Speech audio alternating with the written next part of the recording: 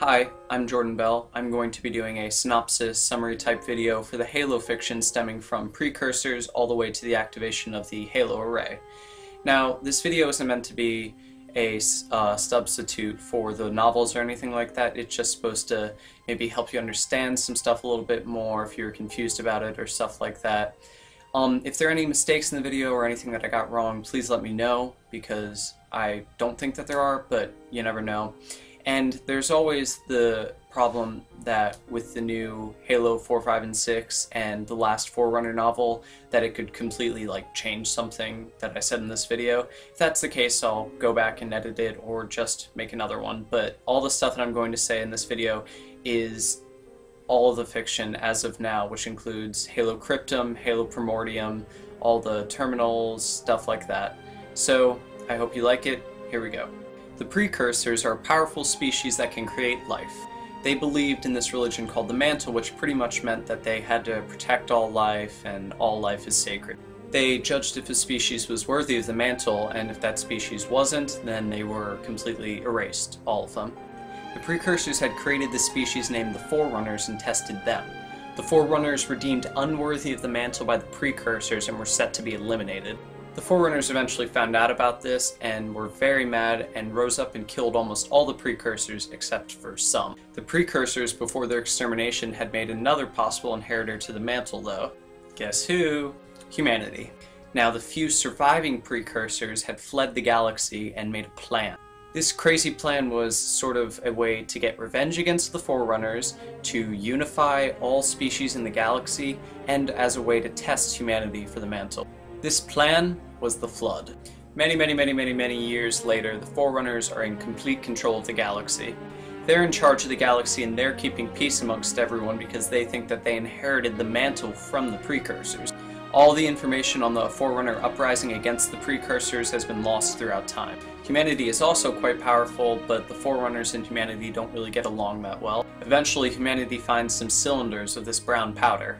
They study and experiment with this powder, and it turns out that this powder is the Flood. The Flood took over all of their experimental hosts and became a parasite that wanted to infect everyone. Humanity waged war against the Flood for a very long time until they had no choice but to flee to a Forerunner-populated world. The Forerunners saw this as an invasion, and to preserve the Mantle, fought a war with humanity. So humanity was fighting the Forerunners and the Flood. The Flood eventually left the galaxy, apparently suffering some large blow or attack from humanity. During humanity's war with the Flood, the Forerunners never knew about them, thus thinking humanity's just invading all of their planets. Humans eventually lost the war with the Forerunners and were literally de-evolved. The Forerunners found out about the Flood and debated for a while on what to do should the Flood ever return to the galaxy. There was one side saying to use a weapon that would eliminate all sentient life in the galaxy so the Flood would starve to death and they wouldn't overrun the galaxy permanently forever. This argument was led by a Forerunner named Faber.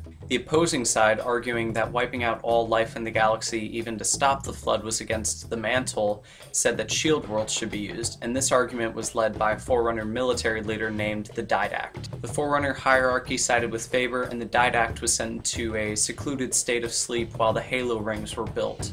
The Didact's lover, the Librarian, convinced the Forerunner hierarchy, should the Flood return, to allow her to take select species away from the Halo rings, safe from their firing, on a structure outside of the galaxy known as the Ark. That way, when the Flood eventually starves and dies out in the galaxy, all the species on the Ark can be taken back to their homeworlds. 9,000 years later, the Flood returns. The Forerunners, because of their Mantle religion, try to only contain the Flood and not combat them just yet.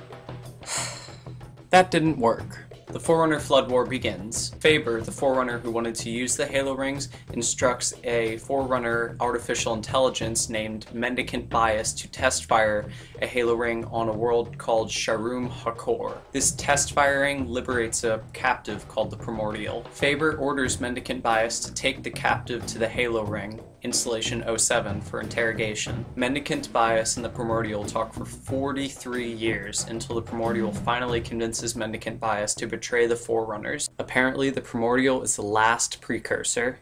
So now mendicant bias is completely against the Forerunners. During all of this and all the war, a young Forerunner named Bornstiller, along with his human friends Shakkus and Riser, find the Didact and take him out of his years of captivity. The Didact, still being completely opposed to the Halo Rings, tells young Bornstiller all about the Halo Rings and the Flood and everything about that. The Forerunners mutate to mature. The Didact helps Bornstiller mature and passes along his personality imprint and all of his memories to Bornstiller. Eventually, the Didact, Bornstiller, Shakkus, and Riser are captured by Faber, the opposing proponent to the Didact. Faber kills the Didact. Bornstiller is sent back to his homeworld, but starts learning more and more information from his mutation with the Didact and actually starts turning into the Didact. He goes to the Forerunner capital city where Faber is on trial for using the Halo Ring. The Forerunner capital, though, is attacked by Mendicant Bias, the now rampant turned AI. Bornstiller, now almost completely the Didact, escapes and makes it to the Ark, where he meets up with his wife, the Librarian, who's been collecting species and preserving them on the Ark. During the attack from Mendicant Bias in the capital city, the two humans that were with Bornstiller, Shakkus and Riser, crash land on Installation 07, the Halo Ring controlled by Mendicant Bias and the Primordial. The two are split up and Shakkus meets a group of local humans. They tell him of how they live in fear all of the time, and some of them are kidnapped and taken to a, quote, palace of pain.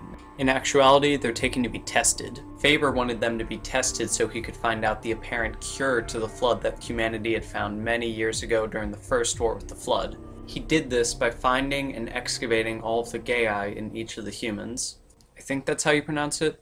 Gaias or Aegeas, however you want to pronounce it, is a genetic code that gives you certain instructions that you must follow at some point in your life. This is imprinted on you at birth by the Librarian. It can also give you the imprint and memories of someone that has died. Faber thought that the Gaias on each of the humans originated from someone from the human flood war, and he thought that that person might have information on the supposed cure to the Flood. Shakkus leaves the little human colony and goes out to search for Riser. He's accompanied by a local girl named Venevra, who he kind of has a little crush on. They walk all around the ring.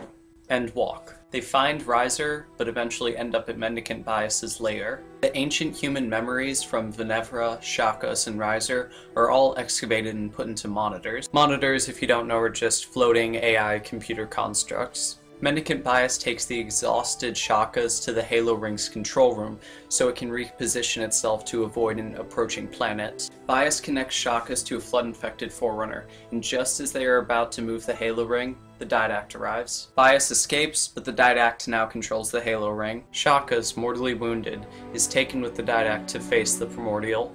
The Didact questions the Primordial. The Primordial says a lot of really weird and cryptic things. He says that the Flood and the Precursors are no different, Forerunners were never meant to inherit the mantle, and that the cure that the Forerunners thought that the ancient humans found wasn't actually a cure, but the Flood choosing not to infect humanity because of the Precursors' major plan. So all of those tests that Faber had ordered were pretty much useless. Those tests were actually the Primordial infecting humans. Because guess what? The Primordial, the last precursor, is infected by the Flood. And he may or may not be a grave mind, which is sort of a centralized consciousness when a flood mass gets large enough. Primordial also keeps on talking about unity and sweet, quiet wisdom. He also says some other really creepy stuff, like that some precursors escaped the galaxy and creation continued. He also says that humanity will rise up again and be tested for the mantle. The last thing that the Primordial says before he's killed by the Didact is that another will be freed. Now, all the stuff that the Primordial said about there being no cure to the Flood and that the Flood and the Precursors are the same, we don't know how truthful the Primordial is or how accurate he is, so it could turn out that he was wrong or that he was just lying, so keep that in mind. Shakkus, nearly dead, has his mind put into a monitor. It's implied who this monitor is, but it's not 100% confirmed. The Forerunner war with the Flood continues. The Forerunners eventually realize that the only way to save the future of the galaxy is to wipe it of the Flood's food. The Forerunners, after all this time, eventually realize the potential in humanity and make them reclaimers, the inheritors of the mantle. The Librarian, still selflessly bringing as many species as she can to the Ark, becomes stranded on Earth. The Librarian and the Didact, who is on the Ark, talk via terminals. As the Flood become dangerously close to overtaking the galaxy completely, the librarian begs the Didact to activate the halos from the Ark. She knows that this will kill her, but the Didact can't seem to accept it. The Didact eventually realizes what he has to do. The Halo Array is activated. That is everything summarized in Halo lore, from precursors all the way to the Halo activation. I want to thank my friend Chris Hernandez and my friend on the Waypoint forums, Decepticon Cobra, for helping me edit over some stuff that I had and some questions that I had. Really do appreciate all of you watching it. I really do. If there are any mistakes, please let me know. I do want to fix them. I really hate mistakes. Maybe it's because I was called one for most of my life, but that's just me. Anyway, again, thank you so much for watching. You have a great day.